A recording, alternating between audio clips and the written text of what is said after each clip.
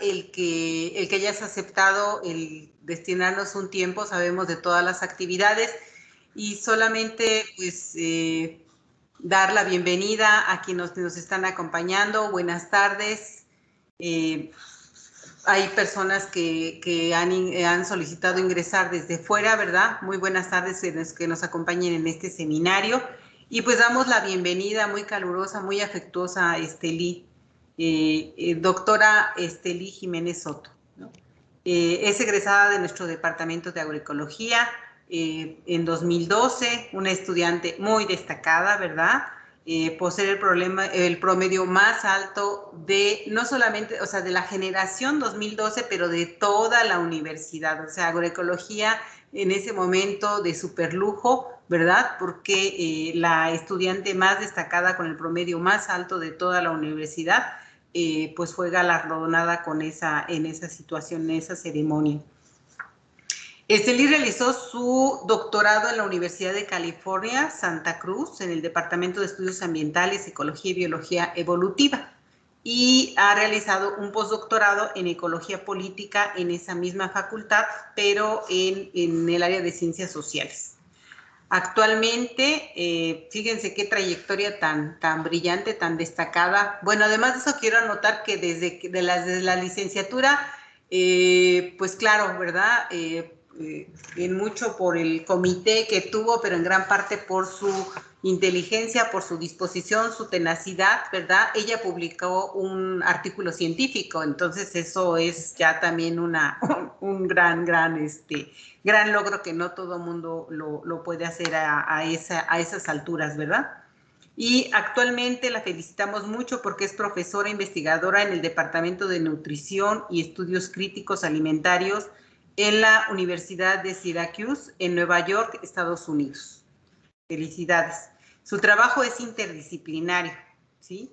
Y ella hace una intersección entre lo que es la agroecología y la ecología política para comprender las implicaciones sociales y ecológicas de la intensificación de la agricultura y de la conservación de la biodiversidad en México y Estados Unidos. Ahí es muy importante destacar la buena elección que hizo de su estancia preprofesional, que la empezó a vincular también y a trabajar, ¿no? Con un grupo muy destacado, muy relevante, una escuela de pensamiento que impulsan John Vandermeer e Yvette Perfecto desde la Universidad de Michigan, ¿no? Entonces se van concatenando varias cuestiones.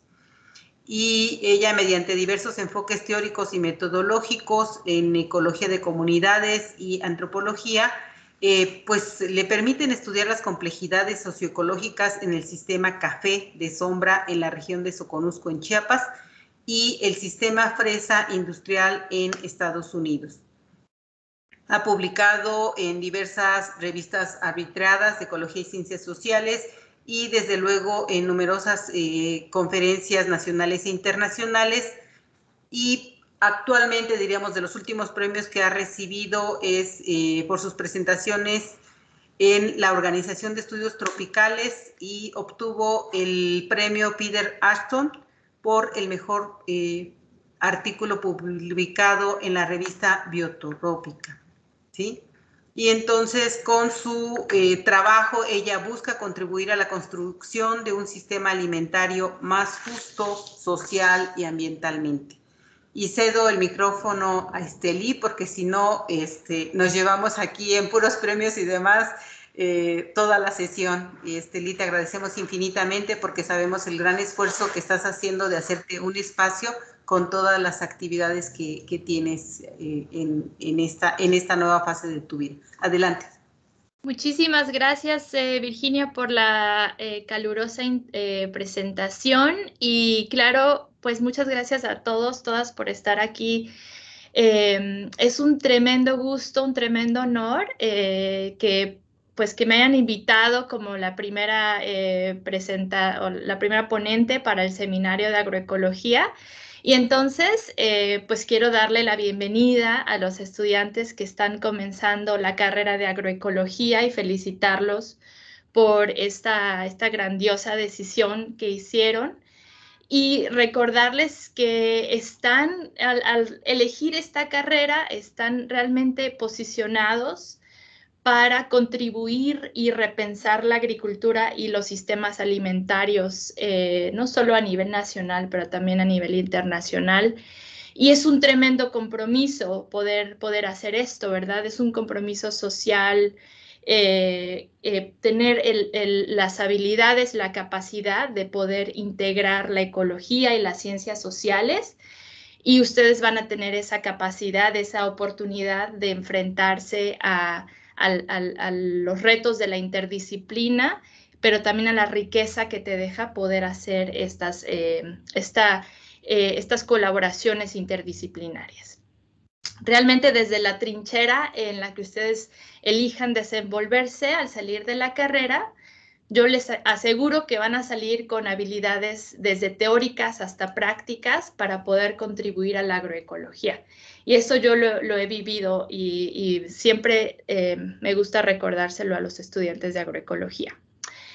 Yo creo que una de las experiencias más ricas del departamento ha sido poder exponerme a una gran cantidad de temas relacionados a la agricultura, la biodiversidad, desde la mirada ecológica y social.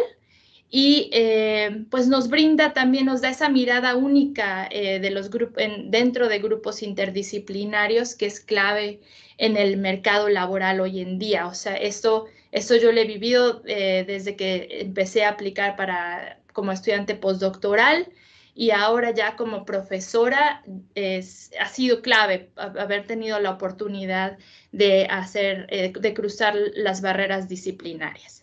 Claro que esto no sucede sin retos, ¿verdad? Y me encantaría pues discutir esto en la parte de preguntas al final de la charla.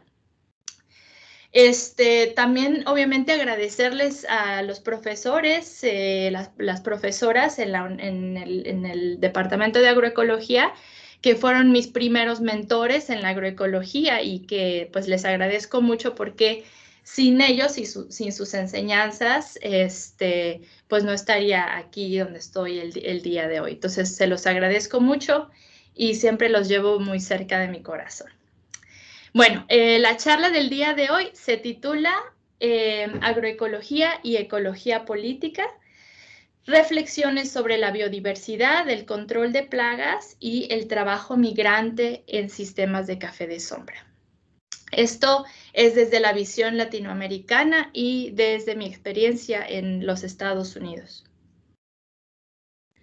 Y me gustaría comenzar mi charla hoy abordando algunas de las preguntas generales que motivan mi programa de investigación y quién soy como científica agroecóloga. Uno de los problemas más urgentes de nuestro tiempo es comprender los motores y las consecuencias de la pérdida de biodiversidad reconocidos junto con el cambio climático y la inseguridad alimentaria mundial como la triple amenaza del antropoceno para la humanidad. Y la agricultura es importante para esta atención por dos razones particulares. En primer lugar, los sistemas agrícolas industriales y el cambio de uso de la tierra son los principales factores que influyen en la disminución global de las especies y el cambio climático global. A medida que la tierra se convierte de paisajes complejos a paisajes simplificados. En segundo lugar, la agricultura no son solo malas noticias para la biodiversidad. De hecho, los esfuerzos de conservación de la biodiversidad a largo plazo y el bienestar humano dependen de la conservación dentro de los sistemas agrícolas. Y la ciencia ecológica ha reconocido cada vez más la centralidad de la biodiversidad en los agroecosistemas para poder mantener las funciones y que después se traducen en servicios como por ejemplo el control de plagas, la polinización, la salud del suelo, el suministro de alimentos, lo que a su vez mejora la capacidad de adaptación de los agroecosistemas. Y bueno, este es un gráfico que les demuestra la importancia de tener una matriz diversa en la agricultura.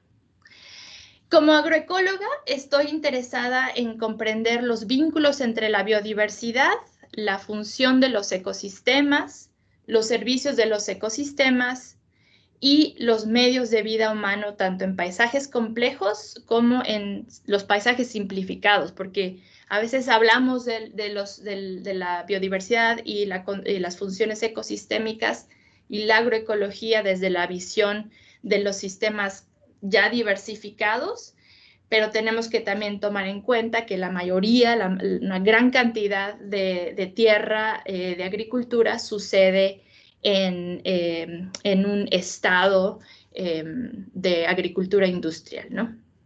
Entonces, hablar en ese contexto es importante también. Entonces, como tal, mi trabajo está motivado por 3 preguntas. Primero es qué principios y procesos ecológicos explican la biodiversidad y promueven servicios ecosistémicos como el control de plagas y enfermedades en los agroecosistemas, cómo se expresan las contradicciones y los retos de la conservación de la biodiversidad en sistemas de producción agroecológica y qué procesos políticos, económicos y territoriales influyen en la transición agroecológica en los contextos industriales. Y un poco para darles un contexto, tal vez algunos de ustedes apenas están escuchando la palabra, el concepto de la ecología política o el campo de la ecología política, y esta nos permite, nos proporciona un marco de análisis crítico de los problemas socioambientales. Además, ayuda al análisis de la coproducción de la naturaleza y la sociedad, y reflexiona sobre cómo las relaciones de poder y el capital, el capitalismo, se entrelazan con los medios de vida y el ambiente. Entonces, los conflictos que existen, por ejemplo, en el acceso a recursos, eso sería analizarlo desde un contexto de la ecología política. Y aquí les doy algunos autores para leer si están interesados. En América Latina y también en el norte global. Bueno. Y he examinado estas preguntas en los sistemas de fresa en California y en Florida, en mi postdoctorado. Y la producción de fresa es uno de los sistemas más intensivos en el uso de químicos en los Estados Unidos. Casi el 80% del agua, además, que se usa en la agricultura en California, es para irrigar este tipo de cultivos. Y aquí he estudiado los desafíos y las oportunidades para la transición agroecológica en un contexto industrial, donde los productores se enfrentan la presión de las enfermedades fúngicas, las desigualdades económicas, sociales, políticas, deudas y realmente la dificultad de rotar las tierras en un contexto de rentas muy caras y también la presión del desarrollo urbano, ¿no? Que encarece las tierras. Entonces, esa clase de preguntas que incluyen la cuestión ecológica, en este caso el manejo de enfermedades de hongos, y también la complejidad social, económica en la que se desenvuelven los productores de la fresa. Bueno, pero en mi trayectoria destaca mi trabajo en sistemas agroforestales de café, como mencionó Virginia, de sombra, en el modelo de plantación en la región del Soconusco en Chiapas. Y hoy me gustaría centrar exclusivamente en este trabajo. Y estudio el café porque es uno de los cultivos tropicales más importantes a nivel mundial. Es considerado muy importante por su valor bruto de producción, como el número de familias que dependen de él. Además, la mayoría de las regiones cafeteras en América Latina y el mundo están dentro de puntos críticos de biodiversidad tropical y subtropical o hotspots, en áreas que se prevé que experimenten impactos severos del cambio climático, invasión de especies y también, bueno, incluso pérdida de biodiversidad, ¿verdad? Y esto hace de los sistemas agroforestales de café hábitats importantes para la conservación de la biodiversidad, las funciones de los ecosistemas y el sustento humano. Los agroecosistemas cafetaleros existen en un continuo socioecológico en el que interactúan múltiples capas de complejidad, ¿verdad? Tenemos una gran diversidad de grupos sociales, intensidades laborales, tamaño de las fincas es diverso, y también el grado de acumulación de capital están representados y se superponen dentro de este espectro de complejidad ecológica. Por lo tanto, el café se cultiva de diferentes maneras, ¿verdad? Con diferente estructura de vegetación, diversidad de especies y composición, así como con diferente intensidad de manejo. Está el café rústico, donde las plantas de café crecen, vamos a ver si tengo acá, crecen bajo la sombra de bosques maduros, el policultivo tradicional con un moderado manejo de la sombra, el policultivo comercial con árboles de doble propósito, generalmente frutales y leguminosas, el monocultivo sombreado con una sombra monoespecífica, una sola especie de sombra o una combinación de especies de inga, y finalmente el café a pleno sol. Y este café de sombra que les muestro acá, en esta parte del espectro de complejidad, proporciona hábitat para especies importantes. Alberga una serie de interacciones que promueven servicios ecosistémicos como el control de plagas, etcétera, el secuestro de carbono, y también apoya a millones de pequeños productores. Estos sistemas son, de hecho, sitios muy importantes para la conservación de la biodiversidad, y entonces han recibido una atención significativa en la literatura de conservación. Incluso en los 80, después más o menos a principios de los 90, con el boom de la conservación de la biodiversidad, la literatura de café es muy interesante, pasa de un enfoque productivista, por ejemplo, encontrar cuáles son cuestiones como de manejo de fertilidad del suelo y producción, hacia un enfoque más de conservación. Entonces, es interesante cómo se ha ido representando el café, cómo hemos ido construyendo al café de sombra a través de los años, con también las influencias en el avance científico de otros campos de investigación, ¿no?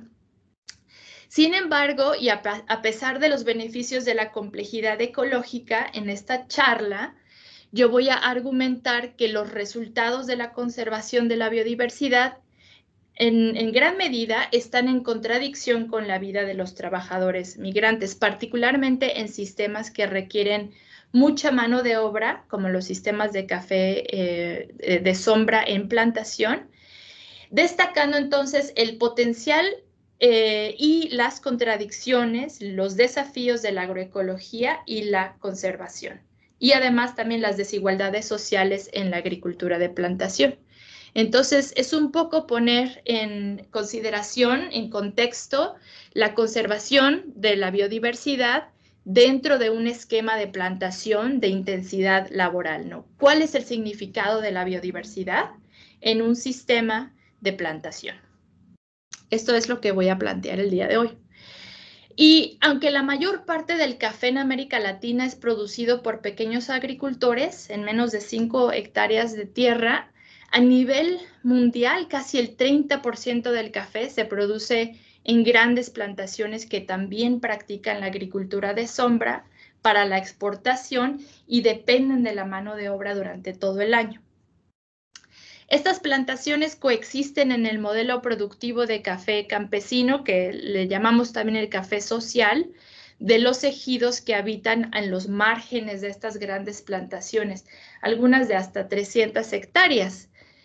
Con la consolidación de la agricultura, algunas han logrado expandir ese territorio con las respectivas maniobras legales, ¿no? Centrarse en el término plantación es fundamental hoy en día porque estos paisajes extractivos, en términos sociales, a gran escala, controlan la mayor parte de la tierra cultivable del planeta y, por lo tanto, condicionan la vida de sus alrededores y de los campesinos que producen y viven en sus márgenes, ya sea que participen, resistan o rechacen estas estructuras opresivas.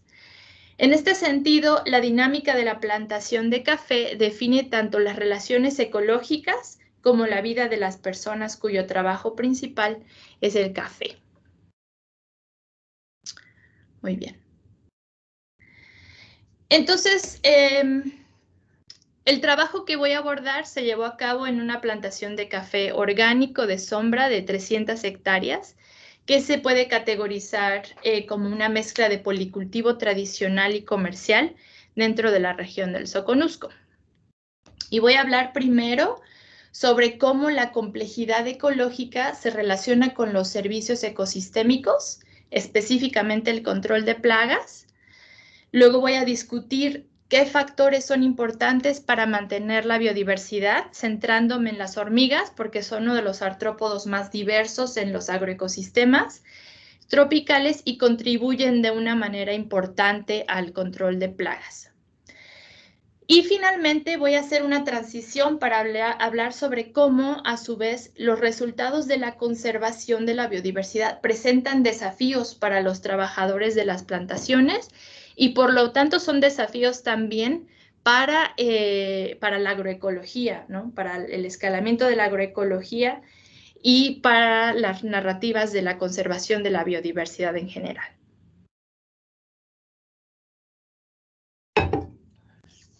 Y el argumento central del trabajo es que la diversidad de insectos benéficos está directamente relacionada con el hábitat y la disponibilidad de recursos, y que las estrategias de conservación, las prácticas de manejo y las narrativas de conservación a veces chocan con las experiencias de vida de los trabajadores, lo cual agrava su vulnerabilidad. Y entonces cuando hablamos de manejo de biodiversidad, de manejo y conservación, pues tenemos que tener en cuenta estas experiencias.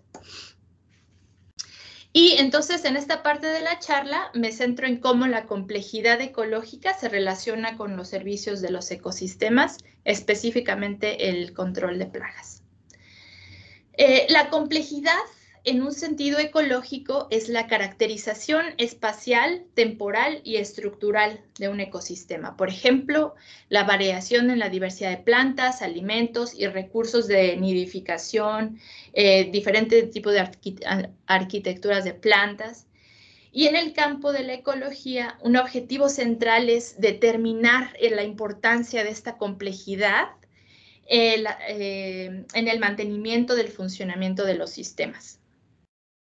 Específicamente, los ecólogos buscamos comprender cómo los factores ambientales influyen en los atributos de la biodiversidad, como el número de especies, su abundancia, la composición, las interacciones entre especies, no solamente interacciones tróficas como la herbivoría y la depredación, pero también interacciones no tróficas como los mutualismos y otras interacciones que componen el mundo natural. Y gran parte de la investigación teórica y empírica en ecología revela sistemas agroecológicos que persisten como resultado de interacciones complejas. Por lo tanto, las estrategias agroecológicas que integran tanto la conservación como la producción de cultivos son cada vez más necesarias.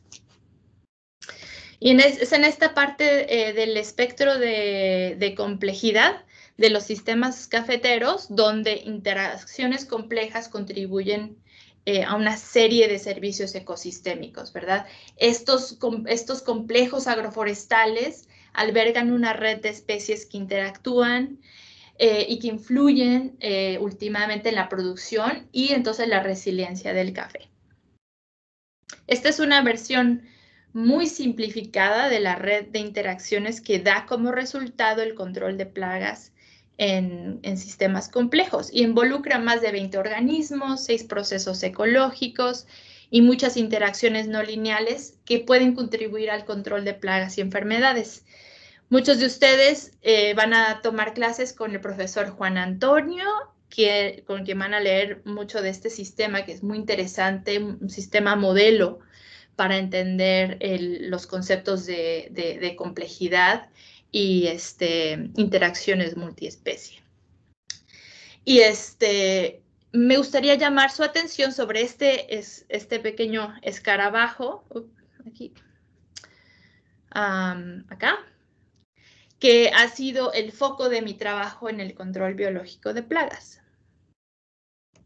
La broca es la plaga más importante para el café, el insecto plaga más importante para el soconusco, ¿verdad? Y este escarabajo perfora galerías dentro de los granos de café donde las crías se alimentan, se reproducen y la broca ataca los frutos de café desde sus primeras etapas y continúa hasta que los frutos maduran.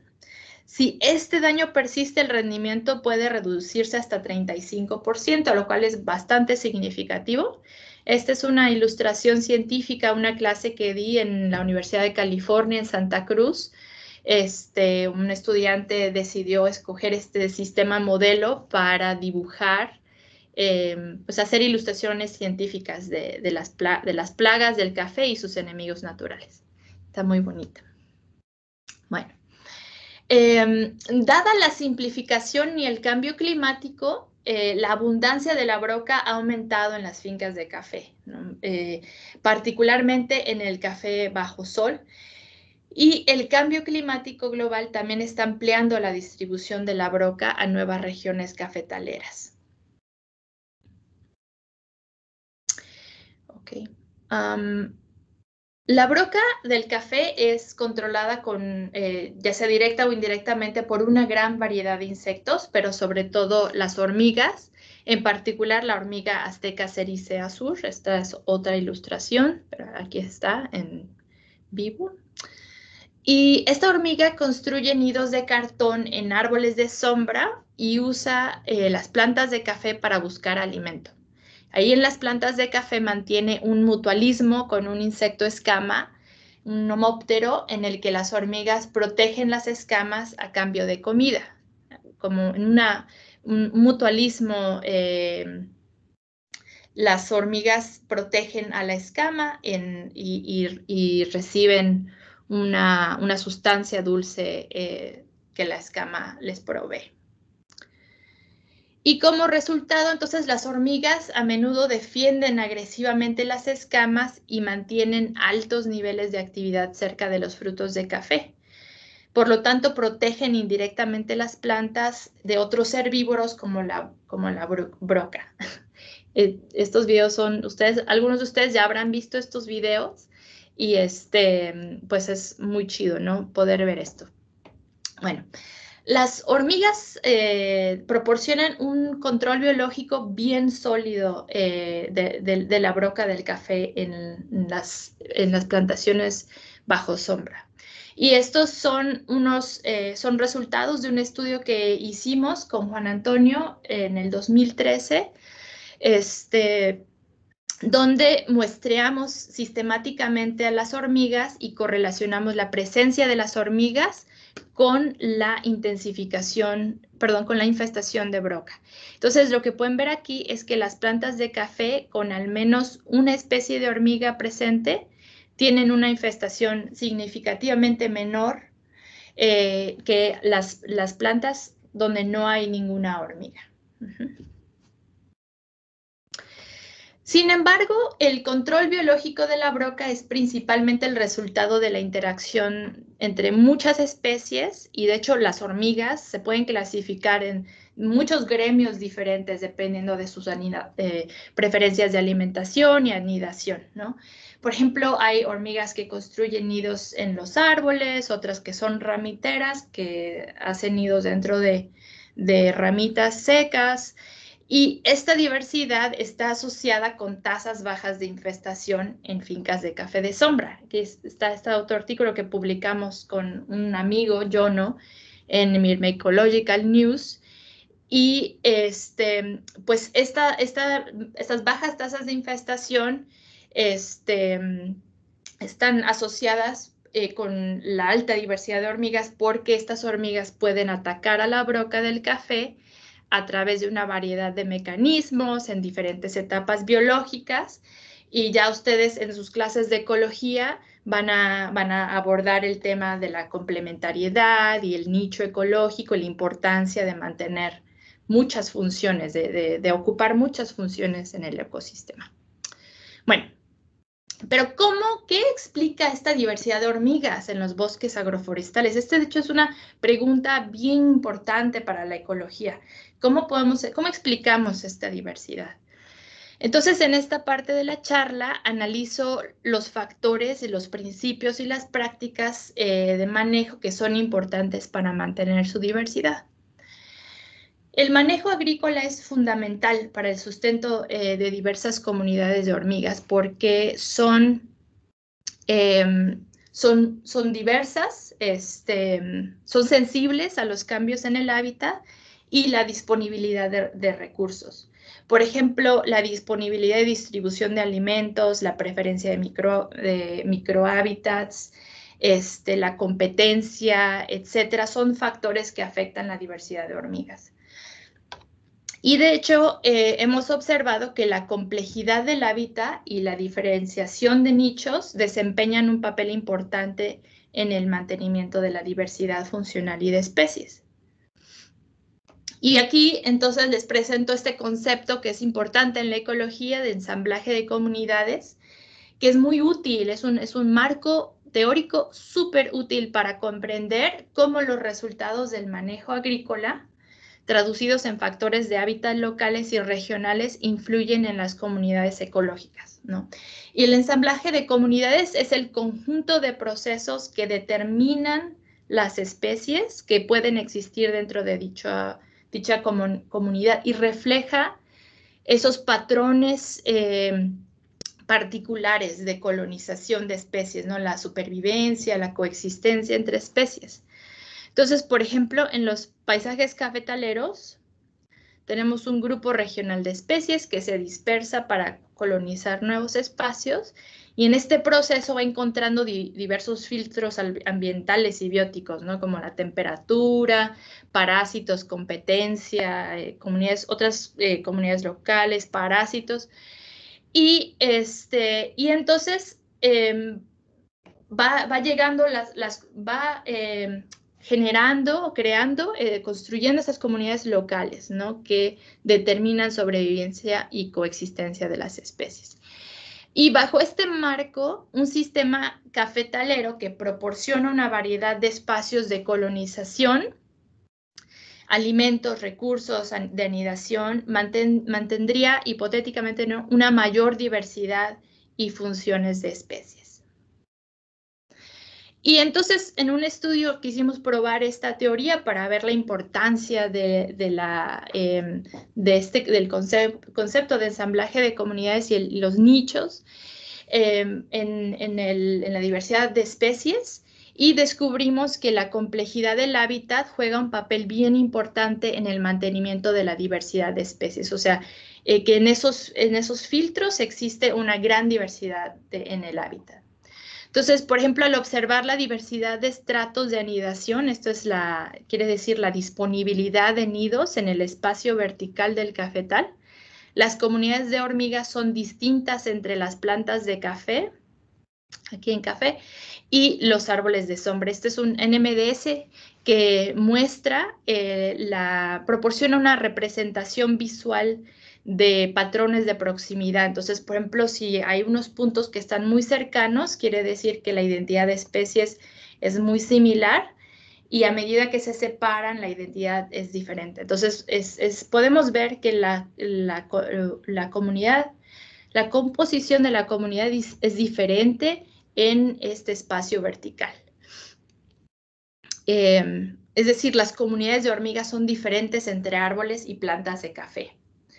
Y en términos de manejo, lo que esto significa es que proporciona una diversidad de espacios de anidación para las hormigas, y esto es fundamental para promover su diversidad y su complementariedad.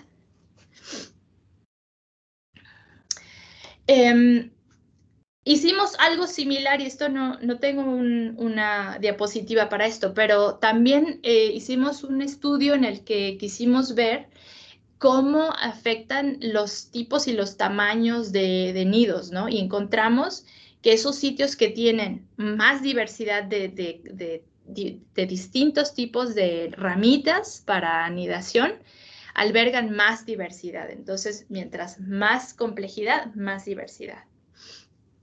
Y bueno, La estructura de la vegetación es otra medida de la complejidad del hábitat y esto también es muy importante para muchas especies, sobre todo las especies que son sociales, como las hormigas, ¿no? Las abejas, por ejemplo. Y entonces, para las hormigas, la estructura de la vegetación puede determinar la eficiencia en la búsqueda de alimentos.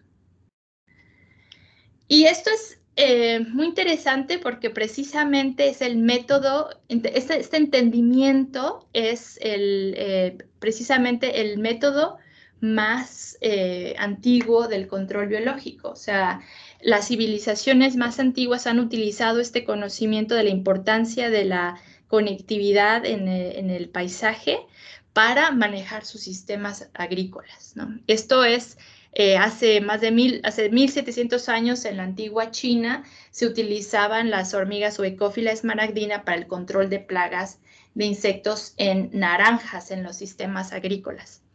Y este conocimiento se ha utilizado para controlar las plagas. De hecho, los registros más antiguos del control biológico de plagas datan desde hace 1700 años, involucran esta hormiga y la conexión de tiras de bambú para facilitar la colonización y búsqueda de alimento de hormigas en otros árboles, ¿no? Entonces, la conectividad del paisaje es muy importante. Y en sistemas agroforestales de café, los recursos de conectividad promovidos a través de la conservación pueden ser importantes para estos insectos y sus funciones. Sin embargo, la simplificación de la agricultura, que reduce esta conectividad a escala local y también del paisaje, puede impedir la movilidad y el control biológico.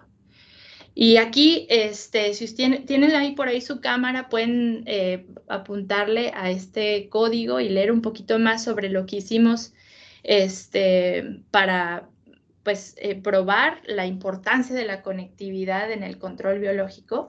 También publicamos este artículo en Biotrópica, que es el que mencionó Virginia, que ganó un premio.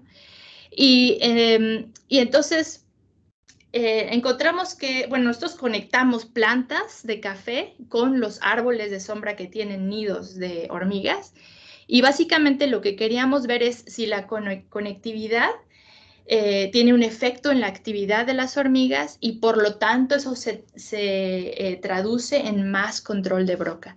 Y efectivamente encontramos que las plantas que estaban conectadas tienen mayor actividad en las plantas de café y hay un efecto en ambas plantas, ¿no? Las plantas que están conectadas y las plantas que no están conectadas tienen más actividad,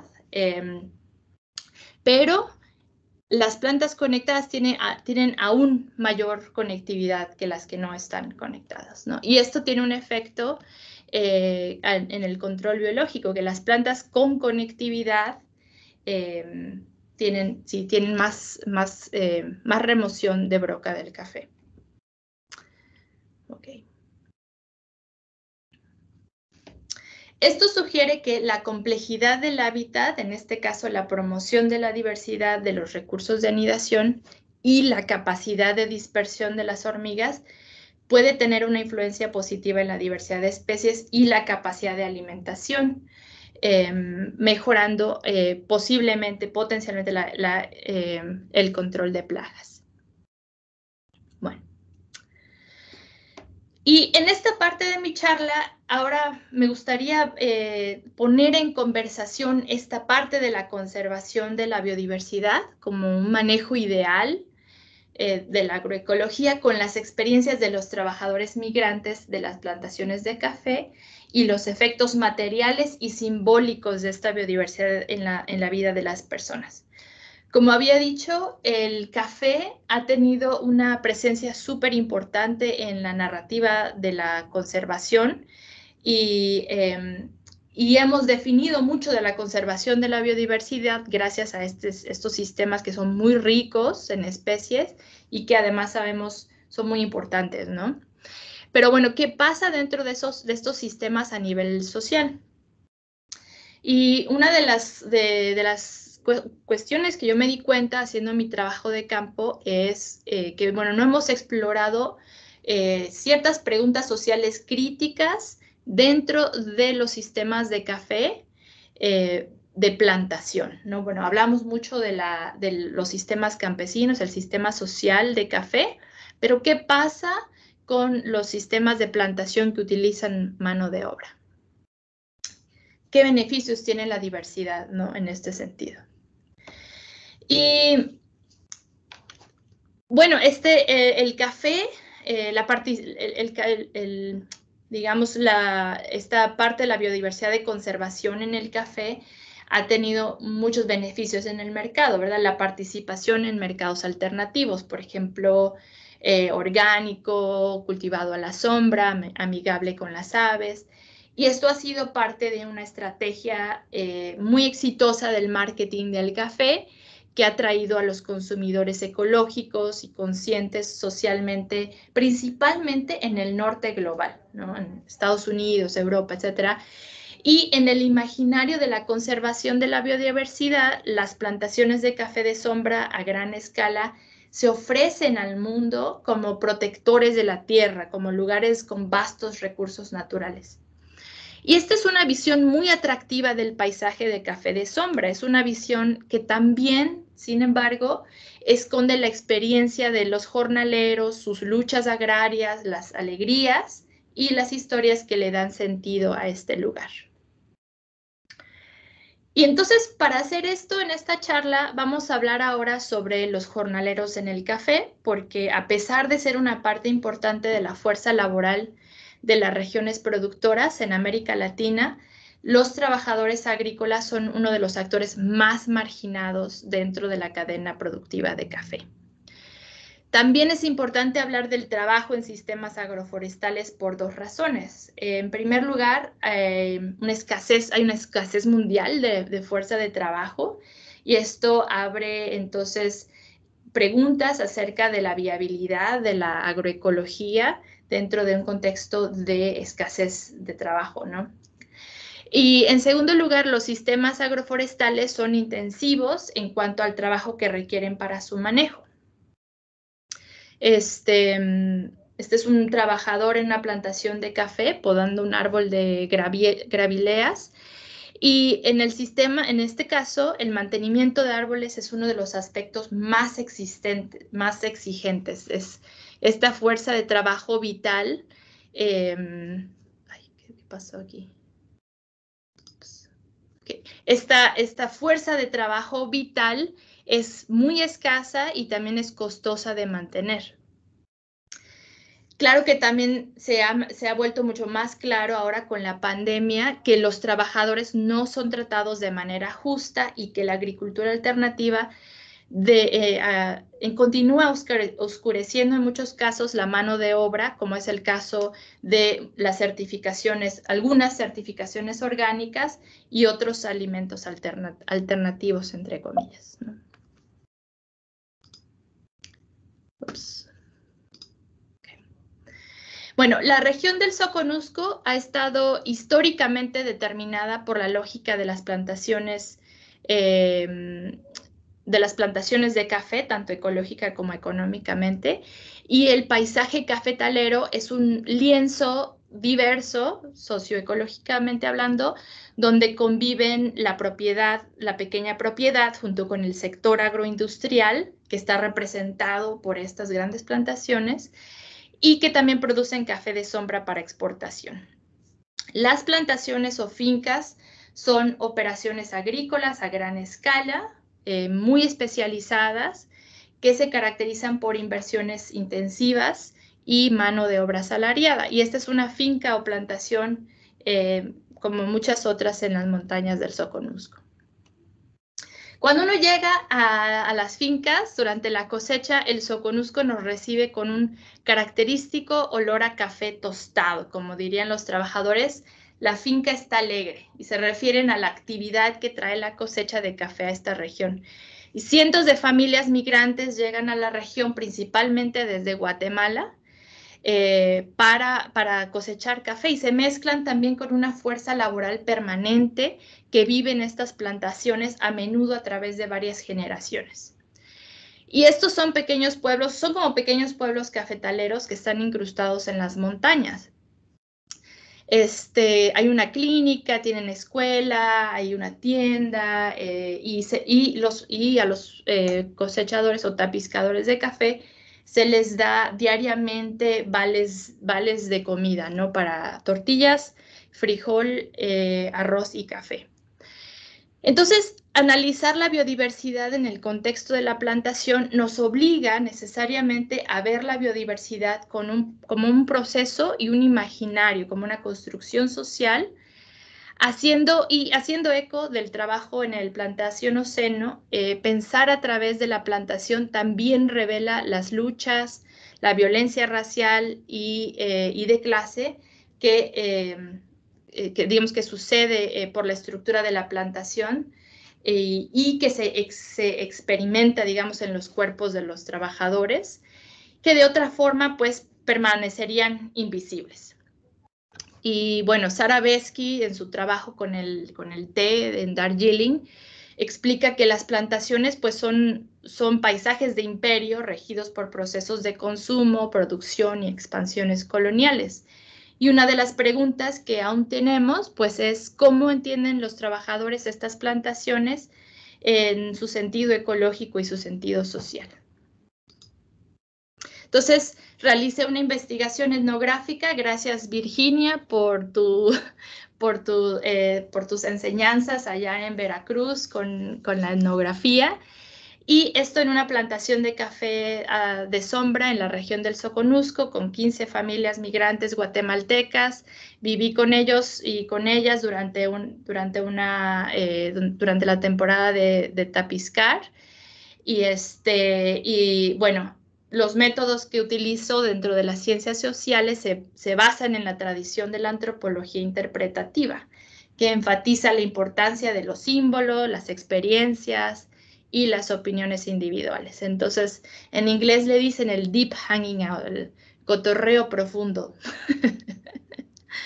Bueno, y como una pequeña viñeta histórica, el establecimiento de plantaciones en esta región se inició en el siglo XIX y esto facilita la inserción del Estado en el mercado capitalista global. O sea, el Soconusco era un powerhouse, ¿no? Durante este siglo y gracias a la inversión de los colonos europeos en esta región. Entonces, pero además el Soconusco es bien famoso por su café de sombra y la ruta del café, ¿no? No sé si algunos de ustedes tal vez han ido, se han montado en los carritos y han ido a este destino turístico que es muy popular y resaltan los sabores locales en términos de las características especiales del café, pero también figurativamente, ¿no? En términos de esta presentación seductora de la diversidad ecológica y cultural.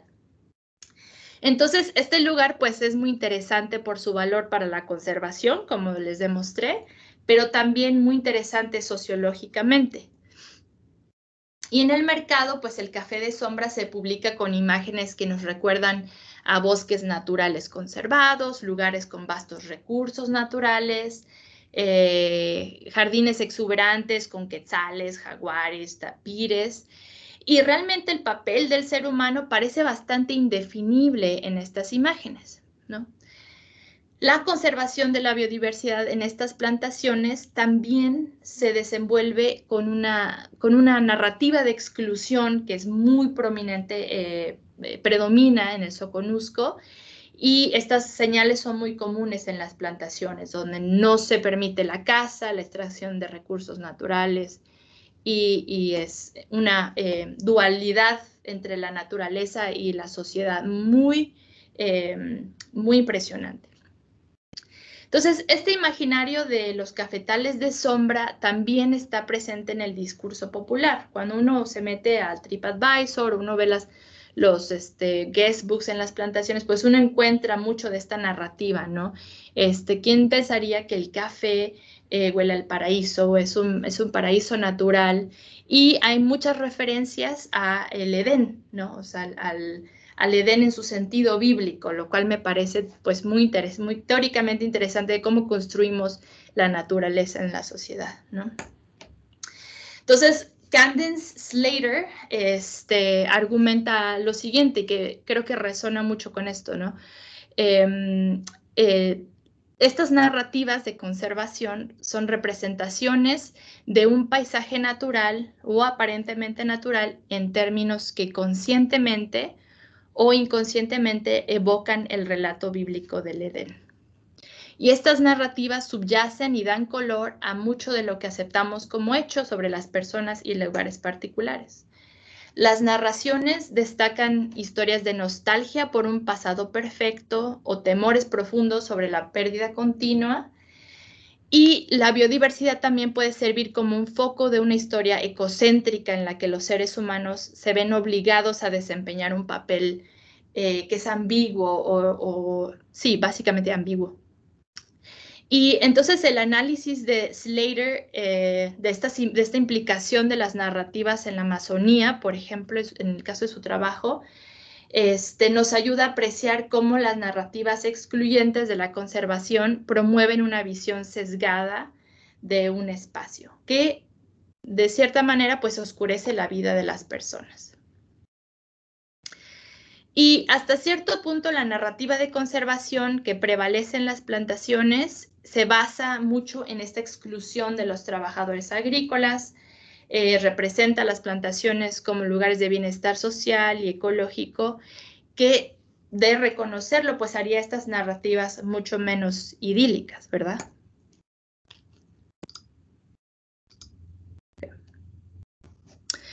Entonces aquí pues sostengo que la experiencia humana está oscurecida dentro de la narrativa de la conservación, y estas imágenes edénicas de los paisajes crean mitos. Esta representación contrasta notablemente con la experiencia de los trabajadores, que a menudo pues hablan de los abusos, de los trabajos forzosos, de la inseguridad alimentaria que se vive en estos paisajes que son pues biodiversos, ¿no?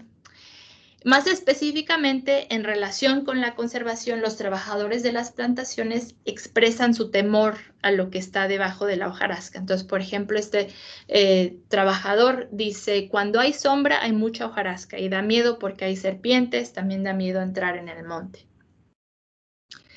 Otro trabajador dice, es difícil recoger el café aquí, peor cuando está enmontado. El café escasea, apenas piscamos. Luego, cuando uno va a entregar el café, le quitan a uno un poco más.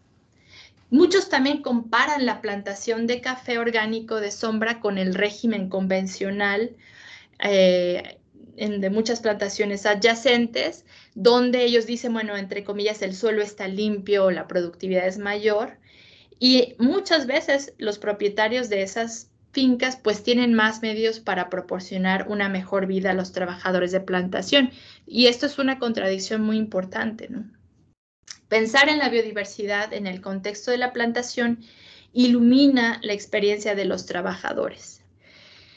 Y este conflicto que surge cuando la conservación de la biodiversidad se encuentra con la vida de las personas también resalta las contradicciones del manejo agroecológico. No solamente es más difícil trabajar en un café de sombra, sino que también es potencialmente más costoso y desafiante para los productores y los dueños, ¿no? Mantener altos rendimientos que sean atractivos para trabajadores a los que se les paga por destajo es muy, pues es problemático, ¿no? O es un reto. Y bueno, aquí podría establecer similitudes con mi trabajo en sistemas de fresa y podemos platicar más de eso al final. Entonces, en conjunto, este trabajo se une a una serie de estudios ecológicos, ¿no? Que sugieren que promover la diversidad dentro de los agroecosistemas mejora las funciones y los servicios. Entonces, más específicamente, el trabajo destaca la importancia de conservar la complejidad del hábitat para insectos benéficos, y muestra que para lograr el control autónomo de plagas necesitamos una diversidad de especies depredadoras y una variedad de recursos también. Pero la diversificación de los sistemas agrícolas tiene que ir más allá de la búsqueda de objetos ecológicos y trabajar en esferas estructurales, sociales, culturales y económicas con atención a pues estas contradicciones, ¿no? Como entonces les muestro estas contradicciones de la conservación y en el contexto de plantaciones, de la intensificación laboral. Y finalmente, pues sugiero que un cambio del paradigma de la narrativa de conservación en el sistema de café específicamente debería reconocer las experiencias de los trabajadores, no solo las formas en que los trabajadores agrícolas experimentan injusticias en la plantación, como las prohibiciones, los salarios desiguales, el trabajo forzado, el dolor corporal, sino que también las formas sutiles y creativas de la resistencia, ¿no? Las formas en que los trabajadores pueden ejercer su autonomía. Y bueno, aquí es una fotografía de una mamá con su hijo, los dos tapiscadores, pues están colectando hierbas silvestres que crecen dentro del cafetal, ¿no? Un poco para abrir a la discusión, bueno, cuáles podrían ser algunos beneficios de la biodiversidad para el trabajador migrante. Y pues agradecerles mucho por estar acá y estoy pues abierta a las preguntas. Gracias. Muchas gracias, Estelí. Ve los aplausos. ¿Verdad? Muy bien, pues tenemos esta parte de la sesión. Agradecemos infinitamente tan interesante, tan enriquecedora charla. Si gustan hacer preguntas, comentarios, adelante, por favor.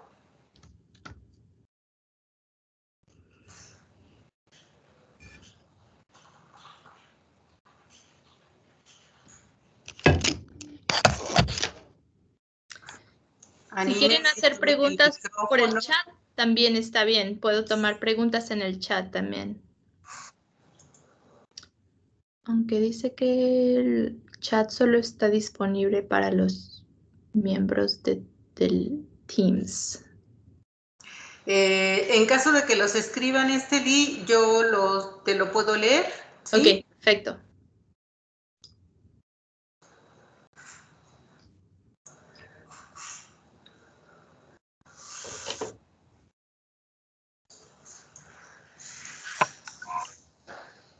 Adelante, maestra Laura, adelante.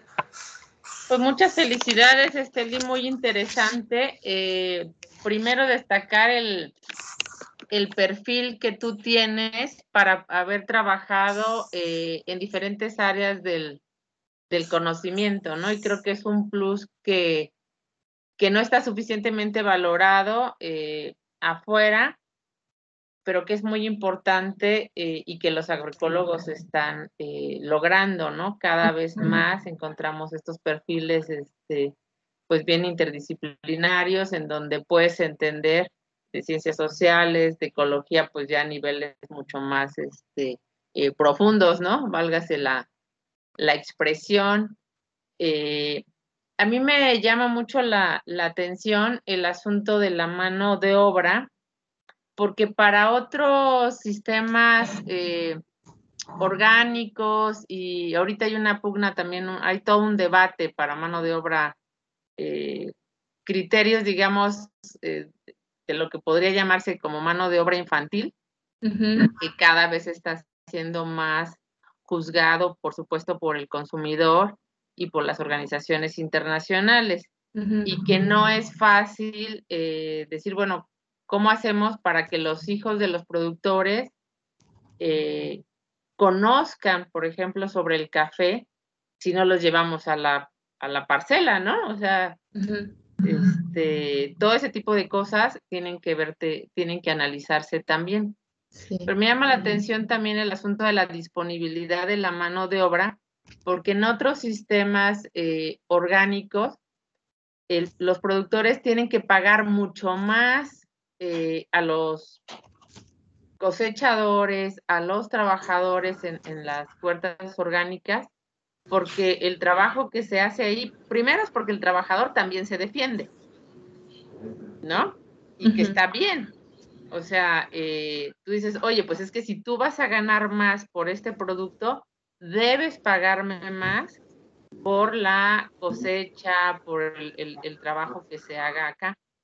El segundo elemento que tenemos es con los programas gubernamentales que tenemos en México, sabrás que con el programa de Sembrando Vida, los productores reciben 4,500 pesos mensuales, más 500 pesos que se ahorran en cada pequeño grupo de las CACs, y ese dinero a veces es suficiente para el mantenimiento de muchas de las necesidades de la familia campesina. Entonces, en muchos estados estamos encontrando que hay menos mano de obra disponible, porque ahora esas personas pues ya tienen acceso a un recurso y entonces pues no necesariamente van a trabajar afuera, sino que se quedan trabajando en su unidad de producción. Por otro lado, el asunto de las condiciones, o sea, qué tanto los trabajadores y los propietarios de las fincas, de las organizaciones, etcétera, le dan valor a las condiciones que se crean con la biodiversidad, con el no uso de sustancias tóxicas, por ejemplo, ahora glifosato, pero también la presencia, como decías tú, pues en un sistema orgánico es más frecuente que te encuentres una víbora a que te lo encuentres en un sistema convencional, el acceso a otro tipo de recursos dentro de la unidad de producción que también a veces pueden hacer uso los trabajadores, etcétera. Entonces creo que la parte de la mano de obra tiene que, me parece, ¿no? O sea, analizarse de una manera como más integral, por ejemplo, analizar desde la estructura de las superficies del café en la región, porque no todas las fincas tienen 300 hectáreas, o sea, tenemos otras fincas de 10, 15 hectáreas y que están sobreviviendo, ¿no? Y luego, ¿cómo se distribuye la mano de obra también? ¿Sí? O sea, cómo se está jalando esa mano de obra y hay una competencia por esa mano de obra, más ahora con los programas, entre otras opciones que pueden tener los trabajadores. Entonces, me parece que como que hay, ¿qué otros aspectos te parecen a ti que habría que estudiar de este complejo de temas de mano de obra en sistemas, pues podríamos decir alternativos, comparándolo también con los sistemas convencionales? Muchas gracias. Me parece la parte del trabajo de la fuerza laboral, me parece, estoy muy interesada ahorita en esa cuestión y creo que quiero crear un poco más preguntas en ese sentido. Y bueno, quería comentar sobre lo que habías dicho de el trabajo de los niños, que ese es un tema súper interesante porque creo que desde la mirada del norte global se ve como muy negativa, ¿no? O sea, es como, ay, los niños están trabajando en el campo. Pero desde nuestra mirada latinoamericana es mucho más complejo que eso, ¿verdad? Sabemos que mucha de la transmisión del conocimiento sucede en el campo, no están, pues está la foto, ¿no? Que mostré, están las mamás mostrándoles, mira, esta es una planta que conocemos en Guatemala y la encontramos acá y así es como se cocina, o sea, así es como se va haciendo esa transferencia de conocimiento, ¿no?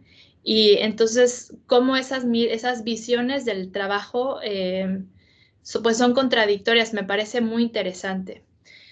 La otra cosa es que el trabajo familiar, o sea, el concepto del trabajo familiar incluye el trabajo de los niños en muchos sentidos, ¿no? Entonces, ¿cómo pensar sobre eso desde las regulaciones, ¿no? ¿Cómo podemos no empatarlas, sino cómo entran en conversación. Eso es algo que pues no he incluido en mi trabajo, pero pienso en eso muy seguido, ¿no? Porque hemos hecho trabajo con los niños de los trabajadores migrantes y pues siempre es como, ¿por qué tenemos que ir a la escuela? ¿No? O sea, estamos en esta época que venimos a cosechar café y viene toda la familia a cosechar café. Es todo un evento familiar, ¿no? O sea, la gente llega a cosechar café y luego ese dinero lo utilizan para reproducir su vida campesina en Guatemala, ¿no? Entonces compran semillas, fertilizantes, insumos, cosas para la casa, para el hogar, y es bien importante pues que toda la familia trabaje, ¿no? Entonces esas estructuras están en conflicto y me parece muy bien que lo notaste eso, gracias. La otra parte, tú habías comentado sobre, no sabía esto de Sembrando Vida, entonces hice ahí una nota que está muy importante eso. Y bueno, me preguntas sobre qué más falta, ¿no? Para preguntar, para pensar de esto en una manera más integral, porque bueno, no todas las fincas son iguales.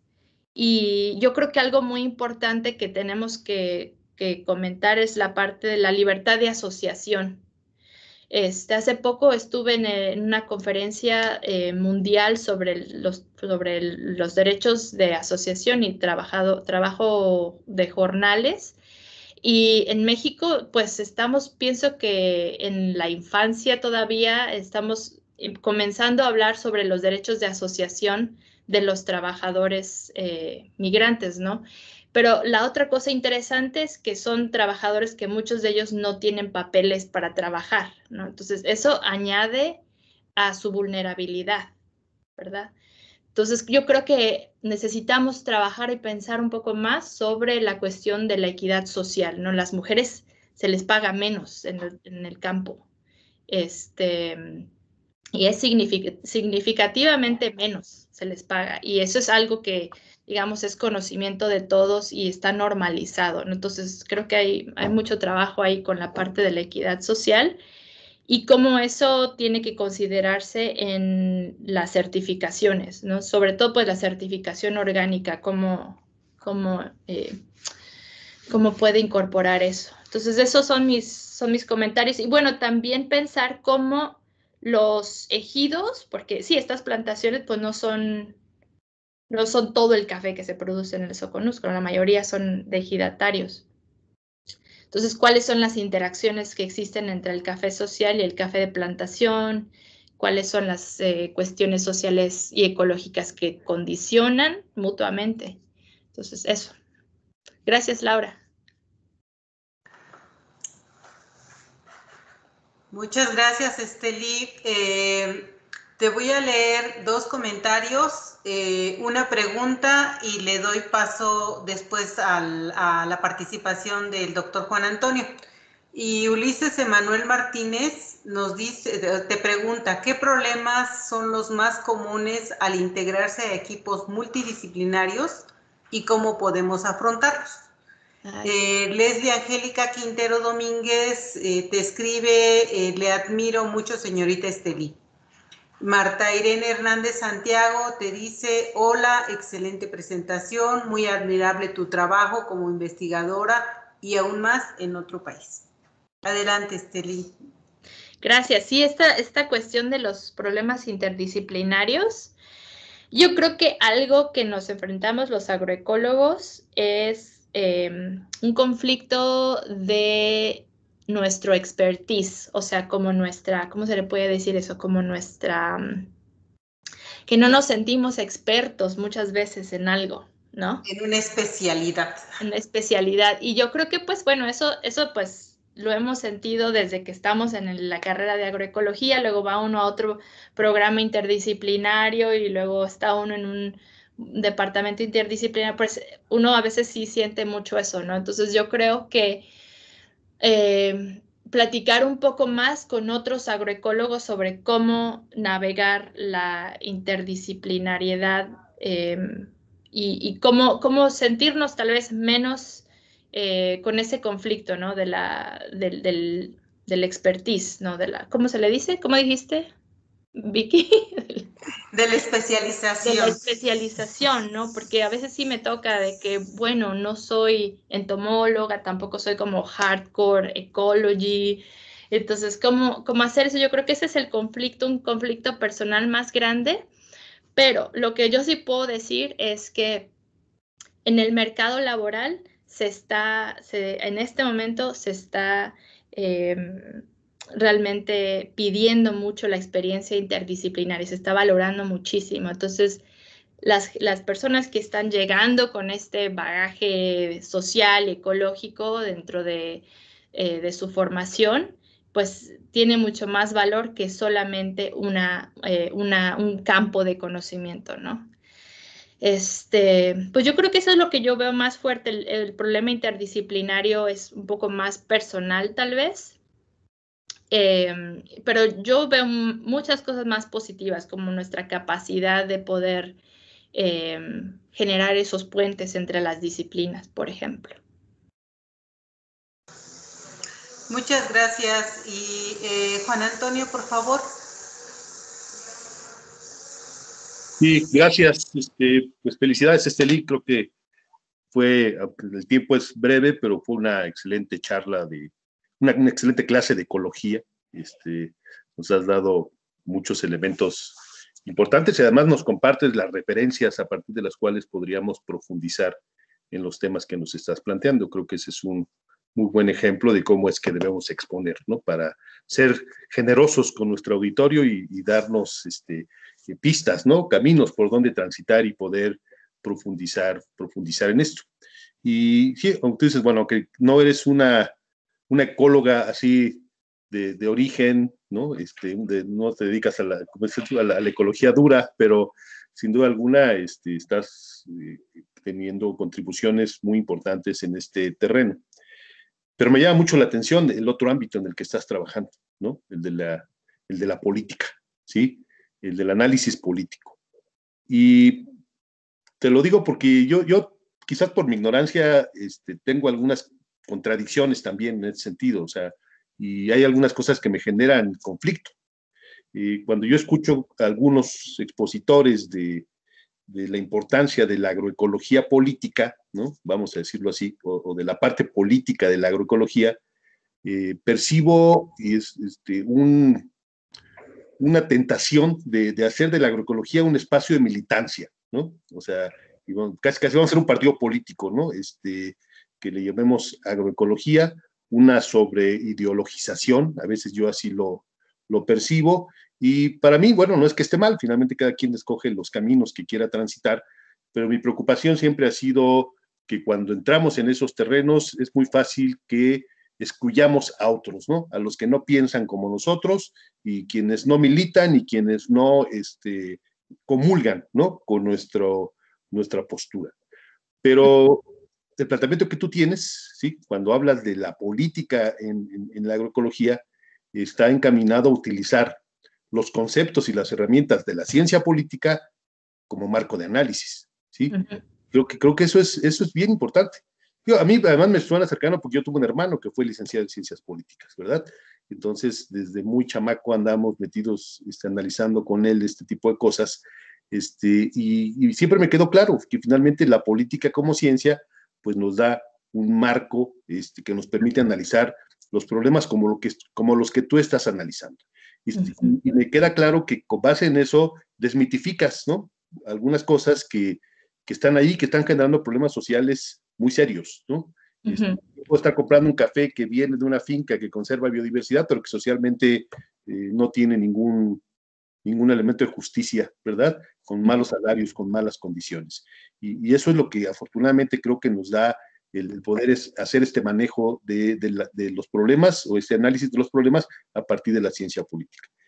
Pero dime qué opinas. ¿Estoy diciendo algo sensato o digo con mis simplificaciones producto de mi formación biológica, ¿no? Disciplinar, unidisciplinar, ¿sí?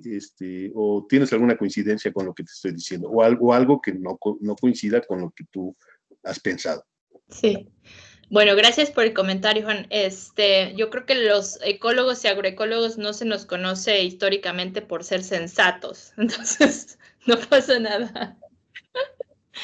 Entonces, bueno, creo que lo primero que me surge es que yo realmente me he dado cuenta, caminando todas estas facetas que hablas de la agroecología, desde la militancia, a la parte también más académica, yo creo que sí hay un montón de diferentes agroecologías, es un mundo.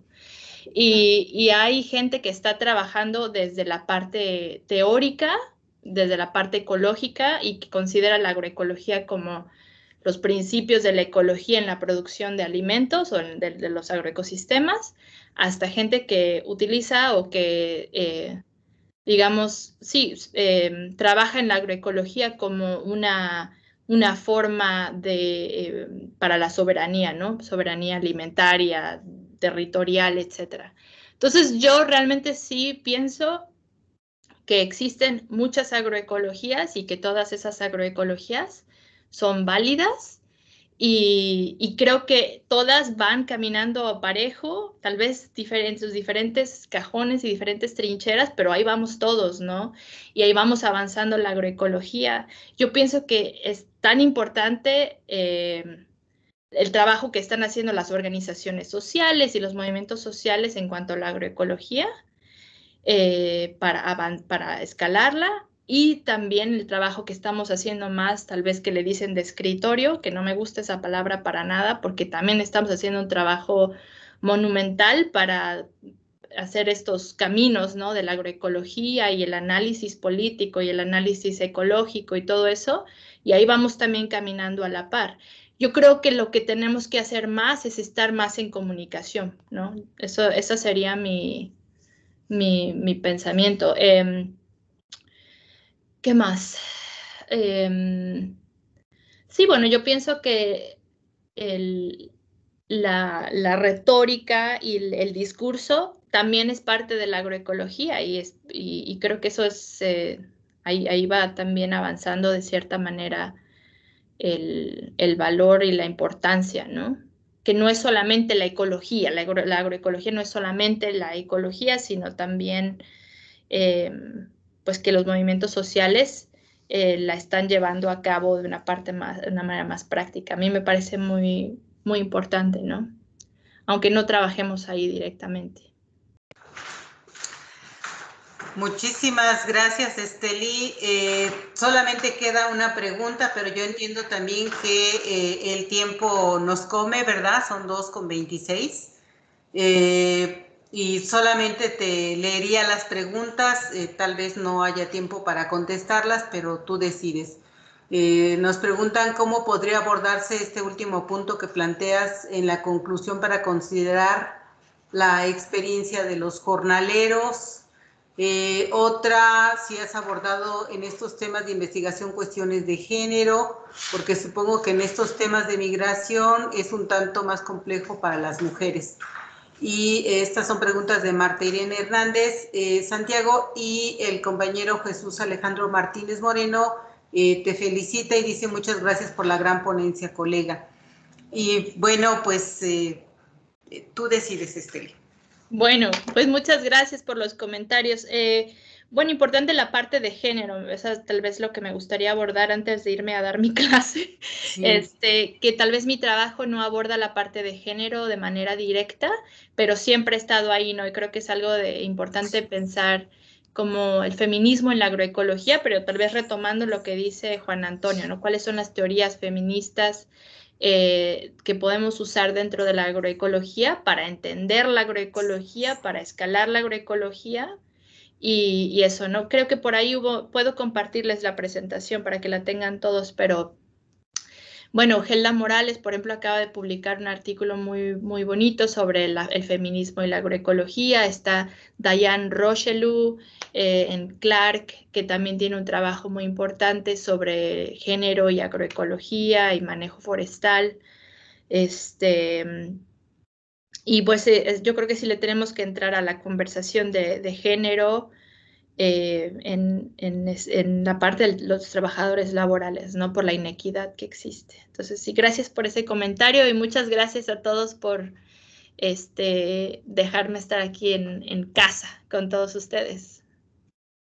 Pues muchísimas gracias, Estelí, y ya te envié tu constancia, te agradecemos mucho, no hay manera de agradecer, vaya, es una cuestión muy simbólica, y te leo: Universidad Autónoma Chapingo, Departamento de Agroecología, extiende la presente constancia a la doctora Estelí Jiménez Soto por su participación como ponente en el Seminario de Actualización Permanente con la conferencia La agroecología y ecología política, implicaciones de la intensificación de la agricultura y conservación de la biodiversidad, realizado 22 de septiembre de 2021.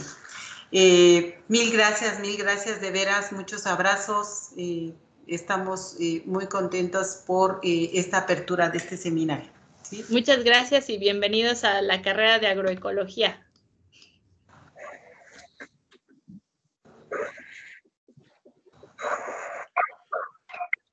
Muy bien, felicidades, Estelí, gracias. Juan, estamos en contacto ahora que ya estoy más tranquila aquí establecida, a ver si platicamos, ¿no? Claro que sí, con mucho gusto.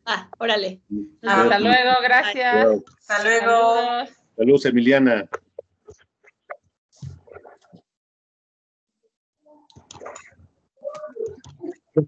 Una pregunta.